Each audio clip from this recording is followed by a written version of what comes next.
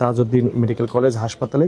আপনাকে জানিয়ে রাখি যে এখানে এই যে বাসাটি, সেই বাসাটিতে কিন্তু গত 4 মাস আগে ফোরকান নামে একজন প্রাইভেট চালক তিনি কিন্তু এখানে ভাড়া এসেছিলেন এবং গতকাল শুক্রবার গভীর রাতে এই হত্যাকাণ্ডের ঘটনাটি ঘটেছে বলে কিন্তু এমনটি আমরা জানতে পেরেছি। আপনাকে আরেকটি বিষয় জানিয়ে রাখি, আমরা কিছুক্ষণ আগে একটি চাঞ্চল্যকর তথ্য পেয়েছি, সেটি হলো এই যে 5 জন যে লাশ, সেই লাশের উপর কিন্তু কম্পিউটারে টাইপ করে অভিযোগ পাওয়া গিয়েছে 5টি, এবং সেই অভিযোগে আমরা কিন্তু দেখেছি সেখানে কাগজে মুদ্রিত ছিল স্ত্রী শারমিন খানম।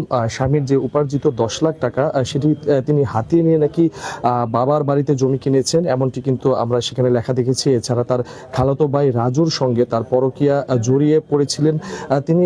তাছাড়া তার যে এই দাম্পত্য যে জীবন, সেই জীবনে তারপর থেকে কিন্তু কলহর সৃষ্টি হয় এবং 5ই মে স্ত্রী শারমিন খানম ও তার যেই কথিত প্রেমিকা রাজু আহমেদ তিনি কিন্তু তার স্বামী ফোরকানকে বেধড়ক মারধর করেন, এমনটি কিন্তু সেই অভিযোগের কাগজে কিন্তু আমরা লেখা দেখতে পেয়েছি।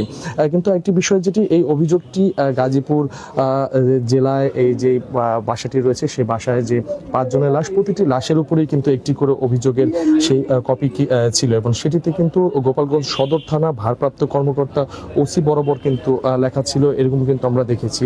পুলিশের সাথে এই অভিযোগের কপির বিষয়ে আমরা কথা বলেছি। তারা যেমনটি আমাকে জানিয়েছেন যে তারা এই অভিযোগের ব্যাপারে খবর নিচ্ছেন, এটি কি জমা দেওয়া হয়েছিল কিনা বা মৃত্যুর আগে সেটি কম্পিউটারে টাইপ করে সেটির উপর রাখা হয়েছে কিনা, এটি কিন্তু তারা দেখছেন।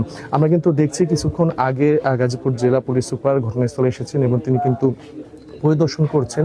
তাছাড়া এর আগেও এখানে সিআইডি, পিবিআই তারা এসে ঘটনাস্থলে বিভিন্ন আলামত তারা সংগ্রহ করেন এবং সংগ্রহ শেষে শ্রোতালের পরে কিন্তু সেই 5 জনের যে মৃতদেহ সেটি কিন্তু শহীদ তাজউদ্দিন মেডিকেল কলেজ হাসপাতালে কিন্তু প্রেরণ করা হয়েছিল।